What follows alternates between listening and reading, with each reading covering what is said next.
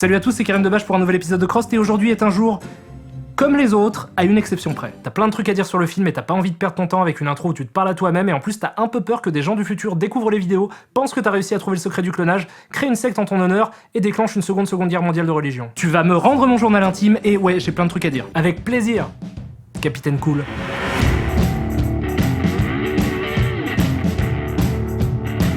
Alors, Final Fantasy Les Créatures de l'Esprit est un film de science-fiction sorti le 13 juillet 2001 aux États-Unis. Le film est connu pour être la première tentative de long métrage intégralement réalisé en images de synthèse photoréaliste et est sorti 6 ans après Toy Story, qui est le premier long métrage en images de synthèse tout court. Le film est réalisé par Hironobu Sakaguchi. Je m'appelle Hironobu Sakaguchi. Watashi wa Sakaguchi desu. Le créateur de la série de jeux Final Fantasy, dont c'est le premier long métrage, et qui, seulement un an plus tôt, devenait le troisième créateur de jeux vidéo à recevoir l'Hall of Fame Award de l'Academy of Interactive Arts and Science, après Shigeru Miyamoto et Sid Meier. Bref, Hironobu Sakaguchi, à l'époque, ça chiait la classe. Et en plus de ça, il était connu pour être un gros cinéphile. J'en veux pour preuve le nombre de références cinématographiques présentes dans les jeux Final Fantasy, notamment à Star Wars. Et forcément, le film étant tiré d'une des licences les plus rentables de l'histoire du jeu vidéo, il a bénéficié d'un budget conséquent. Au départ, le film devait coûter approximativement 70 millions de dollars, mais le processus de production compliqué a nécessité plus de fric que prévu, et il a fini par coûter 137 millions de dollars. Ça fait beaucoup. C'est pas non plus un des plus gros budgets de l'histoire, c'est loin de Pirates des Caraïbes 3 par exemple, qui est le film le plus cher du monde et qui a coûté 300 millions de dollars, mais pour un premier film, c'est gigantesque. Et comme on est en train de parler de chiffres absolument démesurés, je vais essayer de remettre ça en perspective pour que vous puissiez comprendre ce que ça représente. Déjà, c'était évidemment l'adaptation de jeu vidéo la plus chère au moment de sa sortie, et ça allait rester jusqu'en 2010 avec l'arrivée de Prince of Persia. À titre de comparaison, si on prend en compte l'inflation, Paranormal Activity, un des films les moins chers de l'histoire du cinéma, a coûté moins d'argent qu'une demi-seconde de Final Fantasy Les Créatures de l'Esprit. Ce qui veut dire que si vous clignez des yeux un peu trop pendant le film, vous risquez de rater suffisamment d'argent pour produire un petit long métrage indépendant. Ceci étant dit, il faut relativiser cette somme en se disant déjà qu'Astérix 3 a coûté presque autant, ce qui me terrifie, mais surtout que pour le coup, vu les ambitions dantesques de Sakaguchi, c'est pas si cher que ça. Et je vois vraiment pas comment ils auraient pu faire avec moins, vu la débauche de moyens nécessaires à la réalisation de ces ambitions. Je vous donne encore quelques infos pour la forme. Le film contient en tout 141 964 images. Chacune de ces images a pris 1h30 de calcul sur une render farm de 960 machines. Et ça, c'est juste pour les rendus. En tout, le film a demandé les efforts d'une équipe de 200 personnes qui a bossé pendant 4 ans. D'ailleurs, une des raisons des dépassements de budget est que certains plans, faits au début du processus de production, étaient devenus techniquement obsolètes à la fin, 4 ans plus tard, et ont dû être refaits. Bref. J'arrête les infos techniques. Donc le film se passe en 2065 sur une terre désolée et infestée d'envahisseurs extraterrestres appelés les fantômes qui ont le pouvoir de tuer les humains au moindre contact physique. Ce qui, quel que soit le contexte, est un avantage non négligeable. L'humanité s'est donc réfugiée dans des villes protégées par des gros boucliers le temps de trouver une solution pour rendre la planète vivable à nouveau et chasser les fantômes. Et quand il s'agit de chasser les fantômes, qui c'est qu'on appelle ? On appelle Aki Ross, qui a été élue 87e plus belle femme du monde par le magazine américain Maxim en 2001. Une scientifique qui, avec l'aide de son mentor, le Dr Sid, essaie de mettre la main sur 8 esprits éparpillés un peu partout dans le monde, qui, s'ils sont réunis, ont le pouvoir d'anéantir les méchants aliens. Les esprits en question peuvent être contenus dans toute forme de vie, ça peut être un humain, un animal quelconque, ou même, comme c'est le cas pour le premier esprit qui nous est présenté, une plante.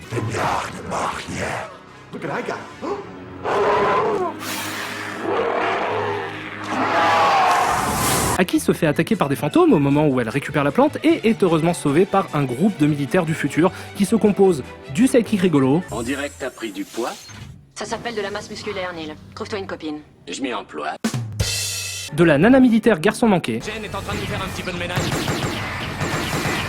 Du Black musclé au cœur d'or, à qui il manque visiblement un bras pistolet, et de Gray, chef de la bande, héros juste et intègre qui a pour seul et unique défaut d'être un peu trop à cheval sur le règlement. La seule originalité de l'équipe étant que le garçon manqué n'est pas joué par Michel Rodriguez, vous ne m'en voudrez pas de les renommer l'équipe lambda. Bref, il s'échappe et on se rend compte que Gray est l'ex-compagnon d'Aki. Si seulement elle avait su que ce serait le prochain Batman. De retour dans la ville forteresse, on fait connaissance avec un nouveau personnage, lui, le général Hein, qui est... Quiz! Réponse 1, un gentil scout toujours prêt à rendre service. Réponse 2, la mascotte d'une célèbre marque de ketchup, mais au singulier. Réponse 3, le méchant du film, parce qu'il est habillé comme un agent de la Gestapo, qu'il est toujours montré dans l'ombre, qui fait la gueule sur tous les plans dans lesquels il apparaît. Je suis trop méchant. Et qu'il a très visiblement les yeux du diable. Réponse 3. C'était une question rhétorique. Réponse 3 quand même. Donc le général Hein... Attends, j'ai eu bon ou pas ? Donc le général Hein expose son plan au conseil. Quel conseil ? Le conseil de, je sais pas moi, des vieux sages ou de n'importe quelle autorité politique aléatoire qui détient le pouvoir sur à peu près tous les univers de fiction. Tu m'emmerdes. Désolé.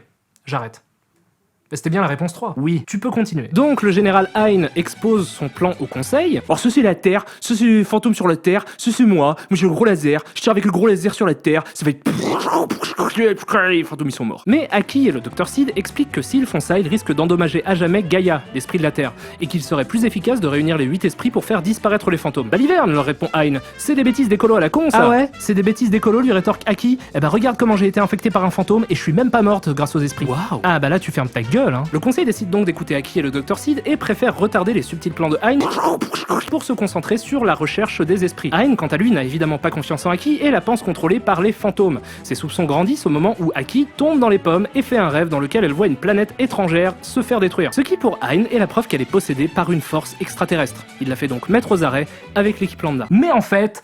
trop pas. Parce que le rêve qu'elle fait lui montre en réalité ce qui s'est vraiment passé plusieurs années auparavant lors de la destruction de la planète des extraterrestres. Ces derniers sont tous morts à ce moment-là, mais un fragment de leur planète a atterri sur Terre, ce qui a eu pour effet de libérer les esprits des aliens morts. Ce qui veut dire que les fantômes sont en réalité...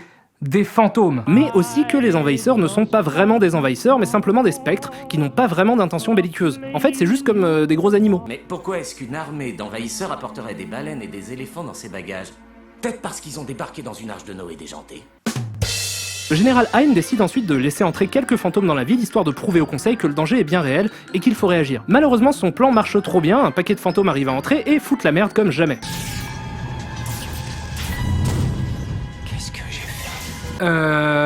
Tu as créé volontairement une brèche dans un système de défense qui va probablement mener des dizaines de milliers de survivants vers une mort certaine, tout ça pour pouvoir utiliser des armes d'une puissance incontrôlable sur ta propre planète, dans le but de flatter ton ego. Ce qui fait de toi... un très bon politicien. Après ça, le film devient une course contre la montre dans laquelle Aki, Gray et Sid doivent retrouver le 8e esprit et sauver le monde avant qu'Ain fasse tout péter avec le plus gros symbole phallique de l'histoire. Heureusement, Aki comprend qu'en fait, c'était elle le 5e élément, le 8e esprit. Elle essaie de retarder les plans diaboliques du général, mais lui ne veut rien entendre. Cela risque de nous coûter la planète entière. Continue à faire feu jusqu'à l'anéantissement de l'ennemi. Mais laisse-lui juste 5 minutes, si ça marche pas, après tu pourras tout faire péter. Est-ce que tu peux pas juste essayer d'écouter les gens, espèce de putain d'archétype insupportable de méchant générique de merde? Non. Alors Hein continue à bombarder la Terre pendant qu'Aki et Gray se démènent pour sauver le monde. Gray se sacrifie pour que son corps soit utilisé pour transmettre les esprits à Gaïa. Je sais pas trop pourquoi en fait, c'est juste une nouvelle règle qu'ils ont décidé d'ajouter 5 minutes avant la fin du film. Aki sauve le monde est sauvé, tout va bien, la vie est belle, les oiseaux volent, et Lara Fabian chante une chanson à la fin. Lara Fabian. Ok, je vais prendre un Doliprane et une douche. Ouais, attends. Quoi? Mais en vrai, j'aime bien ce film. En fait, le film a les défauts d'un blockbuster. La structure est extrêmement prévisible et surtout, tous les personnages sont des archétypes assez grossiers. Et certains sont même assez insupportables. Genre lui, le sidekick rigolo qui appartient à la grande tradition des comic relief, comme on en voit partout ailleurs, mais dont aucune des répliques ne fait mouche. Tu crois qu'on a une chance de s'en tirer vivant? Je me demande s'il y en a qui ont réussi à se casser d'ici. Tu crois qu'on est les seuls survivants? Hein? Tu crois que leur histoire de 8e esprit va vraiment nous débarrasser des fantômes? Ça se trouve, c'est du délire complet, ce truc-là. Aïe, c'est pas vrai. Jen, tu vois bien que je bosse, arrête de parler, s'il te plaît, ça me déconcentre. Les personnages ressemblent plus à des fonctions qu'à des personnages. Et c'est vraiment dommage, parce que le gros challenge de ce genre de film est d'humaniser les tas de polygones. Donc j'aurais aimé que l'écriture des dialogues et des personnages soit au niveau de la technique. Et du casting aussi, qui est complètement dingue. Une autre petite critique concerne le rythme du film. Alors j'ai lu un peu partout que pas mal de monde trouvait le film lent. C'est pas mon cas, je le trouve très correctement rythmé. Par contre, j'ai quelques réserves sur certaines scènes de combat qui me paraissent un poil molles, et je pense que c'est beaucoup dû au fait de l'animation qui a l'air de galérer pour rendre des actions nerveuses comme il se doit. Voilà, ça c'est les vrais reproches que j'ai à faire au film. Mais à côté de ça, merde, c'est cool quand même, techniquement déjà. Laissez-moi vous parler de la performance capture. Pour comprendre ce qu'est la performance capture, je vais commencer par vous expliquer ce qu'est la motion capture. La motion capture est un processus qui consiste à placer plusieurs capteurs sur le corps d'un acteur ou d'un cascadeur pour capturer ses mouvements, et les appliquer ensuite à un modèle 3D. C'est une technique que j'aime voir comme la suite logique de la rotoscopie qui consiste à filmer un acteur et à redessiner par-dessus pour coller à ses mouvements de la manière la plus réaliste possible. Vous pouvez voir ça dans un paquet de films d'animation comme les très bons Waking Life et A Scanner Darkly de Richard Linklater, ou certains films de Ralph Bakshi comme Fire and Ice, American Pop, ou encore Le Seigneur des Anneaux. La performance capture, quant à elle, est l'évolution de la motion capture et repose sur le même principe, sauf qu'en plus de placer des capteurs près des articulations des corps des comédiens, des capteurs plus petits sont placés sur son visage, ce qui fait qu'on capture l'intégralité de son jeu d'acteur. Bref, tout ça me passionne, je pourrais vous en parler des heures, mais la raison pour laquelle je vous en parle maintenant est que le premier film réalisé en performance capture est le Pôle Express, sorti en 2004, soit 3 ans après Final Fantasy. Donc les visages que vous voyez à l'écran sont animés à la main, et ça me fait halluciner. Ok, c'est pas parfait, et si vous êtes habitué aux films en performance capture qui sortent aujourd'hui, ça peut vous donner l'impression d'être dans la vallée dérangeante. Où ça? Dans la vallée dérangeante. La vallée dérangeante, ou l'Uncanny Valley, est une théorie scientifique qui a été créée par Masahiro Mori, un roboticien japonais, qui concerne l'anthropomorphisme et qui dit que si un robot ressemble un peu trop à un humain, ses imperfections paraissent monstrueuses. Voici une courbe qui la représente. C'est la raison pour laquelle Toy Story raconte une histoire de jouets en plastique et ne donne que très peu de place aux personnages humains. Mais je pense que ce serait cracher à la gueule des gens qui ont fait ce film que de refuser de le remettre dans son contexte. Les créatures de l'esprit est techniquement très en avance sur son temps, et je défie quiconque de me dire l'inverse. Maintenant parlons de ce qui visiblement fâche beaucoup de gens, en tout cas sur internet j'ai l'impression que ça fâche beaucoup de gens, le rapport avec les jeux. Je sais que ce film a été une énorme déception pour pas mal de fans parce que... c'est pas fidèle quoi. Il y a finalement très peu de points communs avec les jeux. Mais en même temps, il y a déjà très peu de points communs entre un jeu Final Fantasy et un autre jeu Final Fantasy. C'est même une des caractéristiques de la série. C'est pas si choquant que ça que le film décide de se passer de magie et de plein d'autres trucs. Le problème, c'est qu'un jeu Final Fantasy est si long et si dense qu'il brasse forcément plus de trucs qu'un film de 2 heures. Je vais prendre Final Fantasy VI comme exemple, déjà parce que c'est un de mes préférés, et puis en plus parce que il est assez symptomatique de ce que je vais essayer de démontrer. FF6 a une durée de vie colossale, plusieurs dizaines d'heures. Donc oui, ils ont le temps de mettre des châteaux, des mechas, des esprits, des opéras, des prisons, des déserts, des forêts avec des fantômes et tout plein d'autres trucs. Mais en 2 heures, c'est quand même vachement plus compliqué de rendre tout ça cohérent. Et en plus de ça, FF6 est un jeu génial parce qu'il s'affranchit volontairement des règles de cohérence scénaristique qui donnent sa crédibilité à un film. Imaginez un film où un roi qui habite dans un château a pour frère jumeau un moine qui fait des arts martiaux et rencontre un ninja mercenaire qui arrive sur une musique de western spaghetti. On n'aurait même pas le temps d'entrer dans le film qu'on serait déjà en train de se poser des questions sur la santé mentale du réalisateur. Mais dans le jeu, ça marche même très bien, parce que c'est long, parce que c'est dense, parce que ça permet d'explorer plusieurs univers dans un seul jeu, et parce que ça amène tout un tas d'idées de gameplay, comme le fait d'avoir à entrer des demi-cercles avec la manette pour lancer un coup spécial avec le moine. Donc, le fait qu'il ait pris un chemin totalement différent avec le film et qu'il soit cantonné à un univers de SF, non seulement ça témoigne d'une lucidité respectable, mais surtout, ça fait du film la seule adaptation à ne pas tomber dans un écueil qui m'horripile la plupart du temps, le fan service. Parce que, à part un personnage qui s'appelle Sid et quelques autres détails, il y en a juste pas du tout. Rien. Pas un clin d'œil complice au spectateur, pas un « regardez, je suis comme vous, j'aime le jeu ». Ah mais les gens ont dû adorer qu'on essaye pas de profiter de leur amour du jeu pour leur vendre de la soupe. Non. Ça a été un putain de bide ce film. Un énorme, gigantesque bide. Le film a presque perdu 100 millions de dollars au box-office, ce qui en fait un des plus gros échecs de l'histoire du cinéma. Ça a été si énorme qu'Hironobu Sakaguchi a démissionné un peu plus tard et que Square a été obligé en 2003 de fusionner avec Enix, la boîte qui s'occupe des Dragon Quest, le premier concurrent des Final Fantasy. Ah merde. Ouais, merde. Pour tout vous dire, même si je ne pense pas que le film soit un très bon film, je suis dégoûté qu'il ait fait un flop.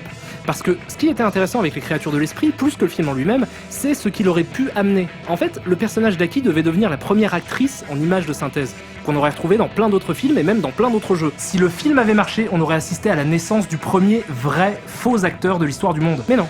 On a juste assisté à une fausse couche. Du coup, j'arrive même pas à regarder ce film sans que ça me foute les boules, parce que je peux pas m'empêcher d'imaginer ce qu'aurait pu devenir la saga Final Fantasy s'il avait marché.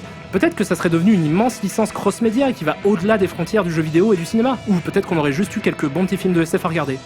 Et déjà, ça aurait été pas si mal. Mais avec des scies, on coupe du bois, on fait de la musique, mais on refait pas le monde. Et on peut toujours se consoler en constatant que malgré cette énorme putain de bide, le film a eu une influence certaine sur l'industrie du cinéma en prouvant qu'on n'était pas loin de réussir à créer des personnages crédibles avec quelques ordis.